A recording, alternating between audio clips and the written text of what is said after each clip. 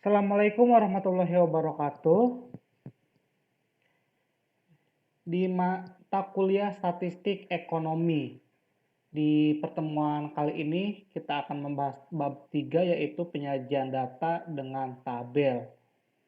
Masih bersama saya dengan Pandasa Yoga, salah satu dosen STII Alamar Subang.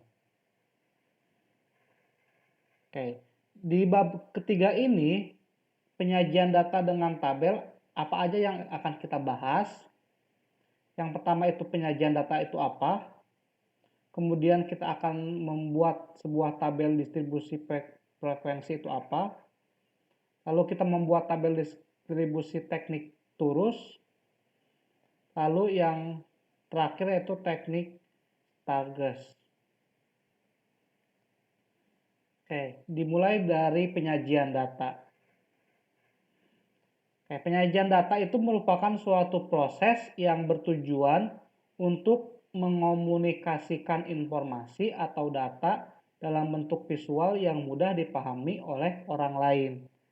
Jadi pada pembahasan sebelumnya kita telah membahas data, terus cara mengumpulkan data, serta instrumen itu untuk memperoleh data ya. Nah, lalu kita bagaimana cara menyajikan data tersebut?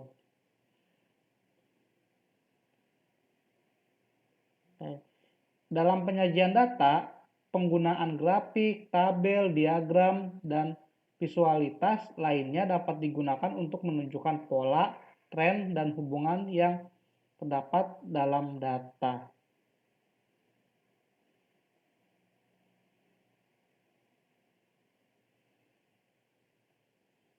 Jadi tujuan utama dari penyajian data ini adalah untuk mempermudah orang lain dalam memahami data dengan cara yang lebih efektif sehingga dapat membantu dalam pengambilan keputusan yang lebih baik. Dengan menggunakan penyajian data, orang dapat memahami informasi yang disajikan dengan lebih mudah dan cepat.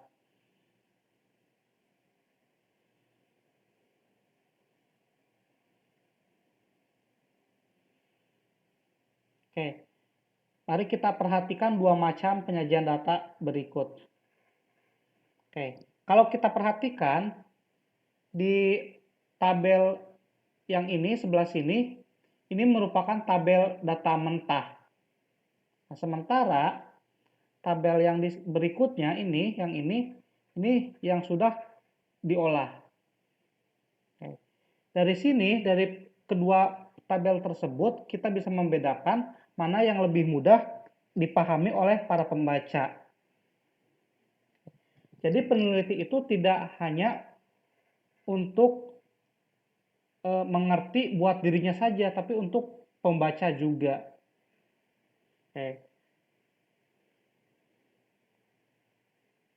Jadi data yang di tabel ini, penyajian data ini kurang bermakna dan tidak memberikan informasi yang mudah bagi pembaca. Jadi sangat sulit ya. Dibandingkan dengan tabel berikut yang ini kan kita bisa langsung bisa menilai gitu, bahwa ternyata nilai terendahnya adalah 58 dan nilai tertingginya yaitu adalah 93. Nih ya. Nah, dari tabel yang kedua ini juga kita bisa tahu ternyata interval dari atau jumlah dari 58 sampai 66 itu ada 3 dan berikutnya. Sehingga kalau di total jumlah keseluruhannya itu ada 24. Nah, sementara kalau kita sajikan tabel seperti ini kita tidak kita harus menghitung terlebih dahulu satu persatu. Kalau dari sini kan kita langsung tahu, oh ternyata jumlahnya semuanya adalah 24. Oke, dari tabel tersebut lebih mudah menangkap informasi dari data yang disajikan, terutama berkaitan dengan jumlah frekuensi dan rentan nilai yang telah dikategorisasikan. Oke, berdasarkan perbandingan dua tabel tersebut, maka penyajian data sangat penting untuk memudahkan penerima informasi atau pembaca. Kayak tadi yang sudah saya katakan di awal, kalau peneliti itu tidak hanya untuk dirinya sendiri, tapi bisa disampaikan ke pembaca. Beberapa bentuk penyajian data itu seperti tabel, diagram, ada grafik, terus tabel juga, diagram juga bermacam-macam. Cuma di sini kita akan membahasnya khusus di tabel frekuensi. Oke, selanjutnya yang B, tabel distribusi frekuensi. Oke. Distribusi frekuensi itu adalah penyusunan data ke dalam kelas-kelas tertentu di mana setiap data dimasukkan ke dalam interval tertentu. Sementara berdasarkan atau menurut Winarsunu 2017, distribusi frekuensi itu adalah merupakan suatu cara untuk meringkas serta menyusun sekelompok data, mentahnya diperoleh dari penelitian dengan didasarkan pada distribusi penyebaran nilai variabel tersebut. Sehingga tabel distribusi frekuensi itu membantu meringkas data dalam bentuk tabel.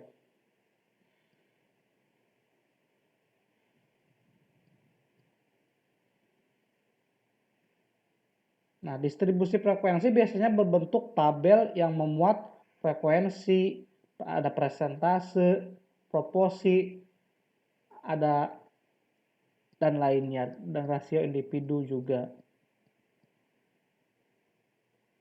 Oke, kita dimulai dari yang pertama itu adalah tabel distribusi turus. Oke, misalkan terdapat data berikut. Oke, nah ini merupakan sebuah data mentah ya. Nah, ini data mentah. Oke, langkah-langkah membuat tabel distribusi turus. Yang pertama, buat tabel 3 kolom, yaitu data tersebut, data yang ini, turus, serta frekuensinya. Lalu urutkan nilai terkecil hingga terbesar pada kolom data.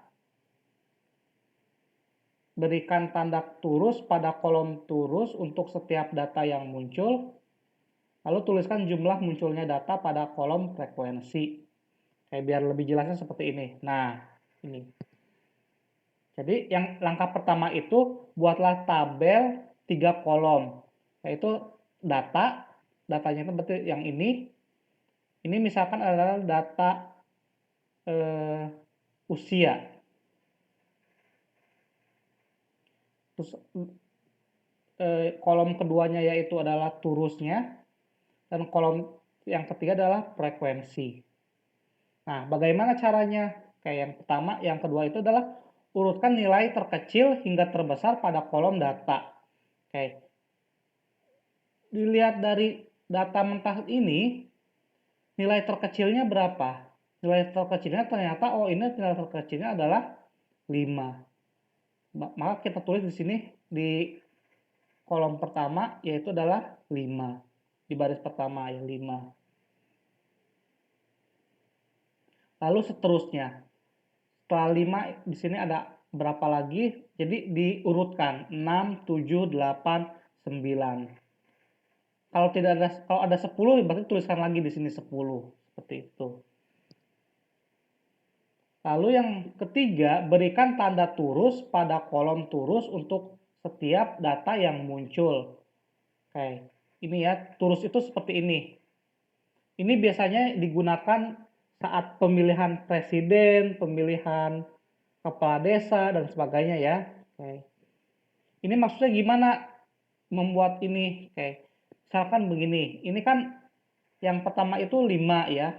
5 itu ada berapa di data berikut ini? 5 itu di sini ada 1, 2, 3. Maka kita tulis di sini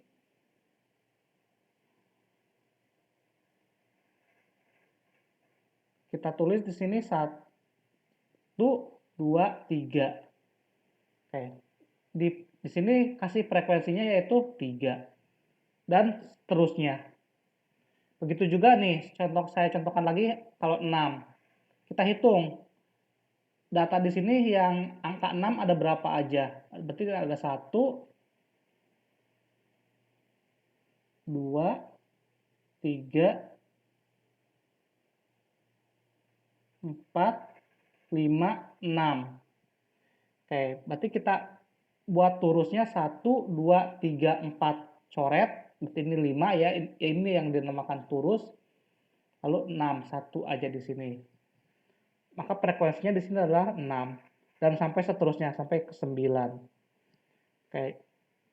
Setelah itu lalu dijumlah sehingga jumlahnya yaitu adalah 22 frekuensinya. Nah, seperti yang saya jelaskan tadi, jika kita sajikan data tersebut dalam bentuk tabel seperti ini dan tabel seperti ini, nih data seperti ini, maka lebih mudah memahami yang mana. Tentu yang ini kan, karena ini udah lebih jelas. Sementara ini kita tidak tahu datanya ada berapa, harus dihitung satu persatu dulu. Kalau di sini kita sudah jelas, sudah ada keterangannya. Di sini jumlahnya yaitu adalah 22. Itu untuk tabel distribusi turus. Oke, berikutnya yang kedua itu tabel distribusi frekuensi relatif dan kumulatif untuk data tunggal. Oke, berdasarkan data sebelumnya, data yang tadi akan dibuat distribusi frekuensi relatif dan kumulatif data tunggal sebagai berikut. Nah, ini kan data yang tadi ya. Nih, data turus dan frekuensi. Nah, lalu kita tambahkan frekuensi relatif, terus persentase frekuensi relatif, frekuensi kumulatif, serta persentase frekuensi kumulatif. Nah, bagaimana cara menghitungnya? Oke, kita mulai dari frekuensi relatif. Oke, frekuensi relatif itu diperoleh dari frekuensi yang ini dibagi jumlah atau banyaknya data. Oke. Jadi frekuensinya yang yang kolom pertama ini kan 5 ya. Frekuensinya ada 3. Maka frekuensi relatifnya yaitu adalah 3 dibagi 22. Itu adalah 22 ini adalah jumlah keseluruhan. Jadi banyaknya data. Tuh. Selanjutnya di kolom kedua untuk yang 6. 6 itu frekuensinya atau banyaknya data adalah 6. Nah, frekuensi relatifnya berarti 6 dibagi 22 dan seterusnya. Diperoleh ini 3 dibagi 22 adalah 0,136 dan seterusnya. Lalu bagaimana cara menghitung persentase frekuensi relatif? Yang ini ya. Cara menghitungnya yaitu tinggal kalikan aja saja dengan 100%. Nih, frekuensi relatif dikali 100%. Jadi 0,13 dikali 100% ya berarti 13,6. Lalu 0,27 dikali 100% 27,2%. Jadi ini biar mudah ya.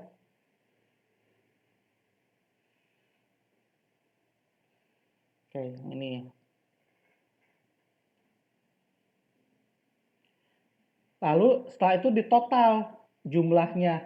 Ini kalau dijumlah, frekuensi relatif itu akan sama dengan 1. Sementara untuk persentasenya, dia akan berjumlah 100%. Nah, itu untuk frekuensi relatif dan persentase frekuensi relatif. Nah, lalu bagaimana dengan frekuensi kumulatif? Nah, kalau frekuensi kumulatif, ini caranya adalah untuk mengisi frekuensi kumulatif, ini awalnya kan 3. Awalnya 3. Tuliskan saja di sini 3. Nah, lalu di kolom berikutnya, frekuensinya kan 6. Tambahkan dengan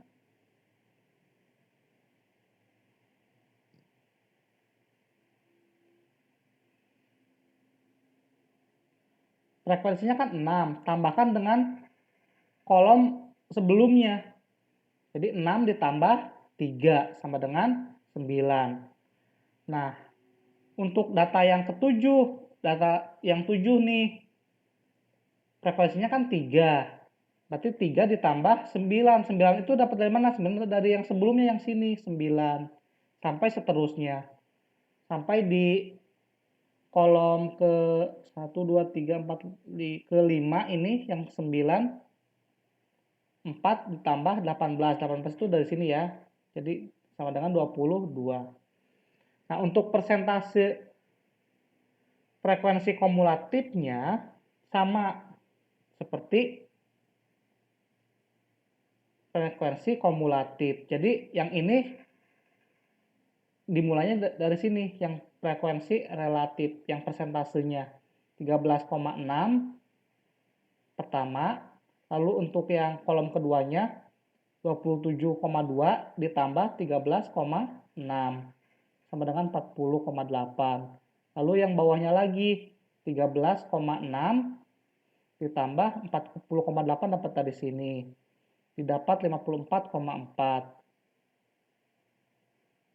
Lalu 27,2 ditambah 54, ya dari sini ke bawah kan terus sampai selesai. Sehingga diperoleh adalah 100%. Nah, ini kalau dijumlahkan pasti 100%. Nah, Pak, bagaimana kalau nggak 100%? Itu mungkin dari ini, dari koma-komanya, dari desimalnya. Kalau desimalnya tepat, pasti akan mendekati 100%. Makanya di sini dituliskan mendekati 100%, bukan sama dengan, tapi mendekati. Nah, ini bukan sama dengan ya, tapi mendekati 100%. Oke, jadi itu untuk tabel distribusi frekuensi relatif dan kumulatif untuk data tunggal. Oke, dari hasil distribusi frekuensi tersebut dapat diambil banyak kesimpulan sesuai yang kita inginkan. Misalnya persentase frekuensinya atau frekuensi kumulatifnya semua ada di sini.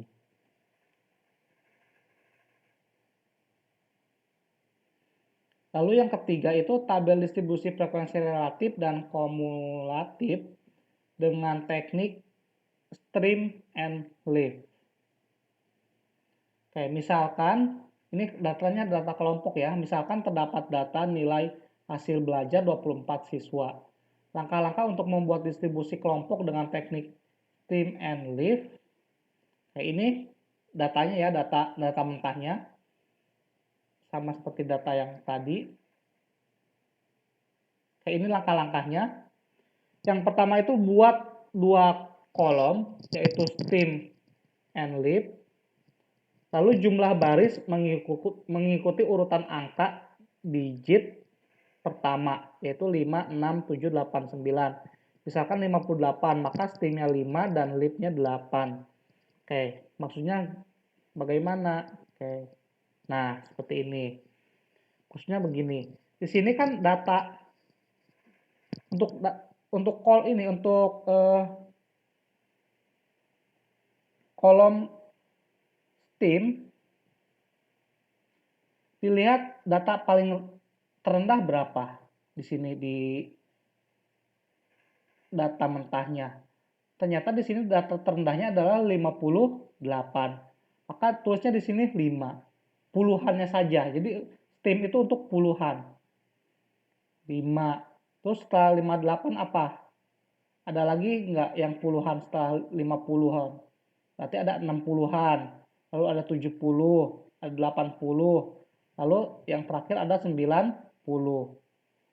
Oke, maka tulisnya di sini untuk STEAM ini adalah untuk nilai puluhannya. Nah, sementara untuk lift ini adalah nilai satuannya. Nah, ini kenapa ditulisnya seperti ini?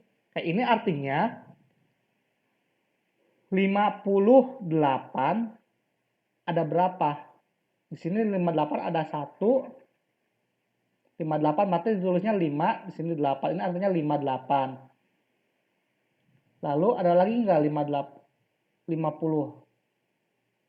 Nah, ada lagi 58. Nah, berarti ditulisnya di sini 58 dan 58. Selanjutnya yang kedua 6. Oke.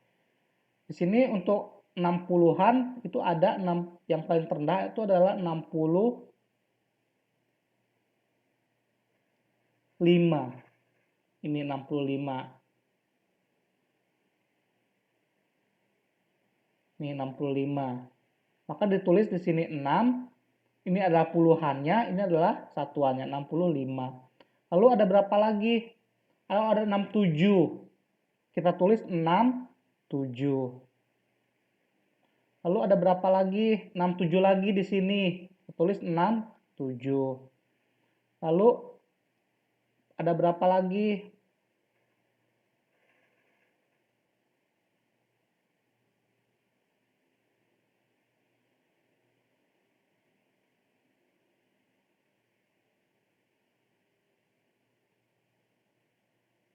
68. Berarti di sini 68. Yang terakhir ada 69. Terus seperti itu ke bawah. Berarti ini artinya 70. 70-nya berarti ada 2. Lalu 72-nya ada 2. 73, 74-nya ada 2. 75, 76 ada 2. Dan sampai seterusnya. Oke, dari tabel ini dapat kita tulis seperti ini. Kita buat tabel frekuensinya. Nah, ini tabel frekuensinya kita buat. Dari data ini kita buat menjadi tabel frekuensi. Misalkan ini intervalnya kita biar memudahkan saja. Dari 50 sampai 59. Ada berapa? Oh, berarti ada 2 di sini, 58 dan 58. Berarti tulis frekuensinya di sini 2. Lalu antara 60 sampai 69 ada berapa? Oh, ini ada 5. 65, 67, 67 lagi, 68 dan 69. Berarti kita tulis di sini 5. Dan seterusnya. Lalu kita jumlahkan ada 24 secara keseluruhan. Ini frekuensinya kita jumlahkan. Ternyata datanya ada 24 siswa tadi ya. Itu. Nah, setelah ini untuk mencari distribusi frekuensi relatif dan kumulatifnya seperti yang sudah di sebelumnya tadi, sama saja seperti itu. Oke, lalu yang keempat, tabel distribusi frekuensi relatif dan kumulatif. Ini dengan teknik Stargers. Oke, langkah-langkah untuk membuat distribusi frekuensi kelompok dengan teknik Stargers. Oke, ini yang tadi ya, masih tadi data mentahnya ini. Nah, langkah-langkahnya ini. Yang pertama kita harus menentukan dulu nilai maksimum dan nilai minimum. Nilai maksimumnya, nilai tertingginya di sini berapa? Di data ini, oh ternyata nilai tertingginya adalah 90. Lalu nilai terendahnya adalah berapa? Terendahnya yaitu adalah 58. Kita tuliskan. Lalu yang kedua, menentukan nilai rank. Rank itu diperoleh dengan rumus nilai maksimum dikurangi minimum ditambah 1. Tadi kan maksimumnya 90. dikurangi minimumnya adalah 58, lalu ditambah 1, diperoleh nilai ranknya adalah 33. Lalu yang ketiga, menentukan jumlah kelompok atau K. Nah, ini adalah targetnya. Ini rumusnya. Jadi K sama dengan 1 ditambah 3,3 log 24. Sehingga diperoleh K-nya adalah 4. Lalu yang keempat, menentukan lebar interval atau I. Yaitu rumusnya R dibagi K. R itu adalah tadi ranknya, ini 33, lalu K-nya yang ini, jumlah kelompok, yaitu adalah 4. Sehingga ini, nah kalau untuk lebar interval, ini kan 8,25, kita bulatkan ke atas. Walaupun di matematika sebenarnya ini harusnya dibulatkan ke bawah kan. Nah, tapi untuk lebar interval harus dibulatkan ke atas. Jadi wajib dibulatkan ke atas. Jadi 8,25 itu kita bulatkan menjadi 9. Lalu membuat tabel intervalnya. Nah, seperti ini. Ini nomor ya, nomor 1, 2, 3, 4. Lalu kita mulai dari terendahnya, yaitu adalah 58. Ini banyaknya kelas atau banyaknya kelompok. Tadi di sini jumlah kelompoknya adalah 4, hanya sama dengan 4. Berarti kita membuatnya 4 kelompok, 1, 2, 3, 4. Lalu lebar intervalnya ini dimulai dari 58, itu berarti data yang terendah atau minimum, nilai minimumnya 58. Nah, untuk intervalnya itu adalah 9. Maka tinggal dihitung saja dari 58, pakai tangan dihitung aja 58, 59, 60, 61, 62, 63, 64, 65, 66. Jadi sampai 9 itu adalah 66. Jadi 58 sampai 66 itu adalah 9. Nah, lalu dilanjutkan di kelompok keduanya, jangan dimulai dari 66, tapi dimulai di berikutnya yaitu 67. Sama seperti tadi, 67 sampai 9. Berarti sampai 75. Sampai berikutnya seterusnya. Nah, untuk frekuensi berarti kita hitung saja dari 58 sampai 66. Di sini ada berapa di data mentah itu? 58. Berarti ini ada 1,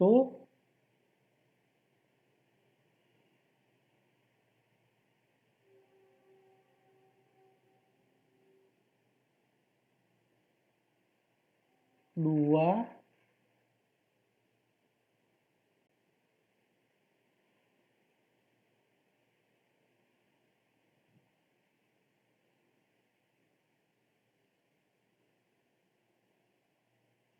dan 3. Maka kita tulis frekuensinya di sini adalah 3. Nah, untuk 67 sampai 75, interval dari 67 sampai 75 tinggal dihitung saja di sini di tabelnya.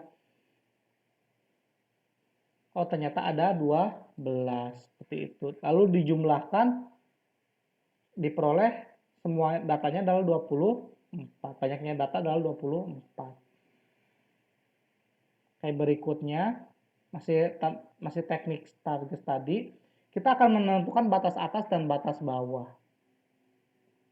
Nah, ini. Batas atasnya itu yang ini, yang warna biru ya. Batas atas yang ini, yang warna biru.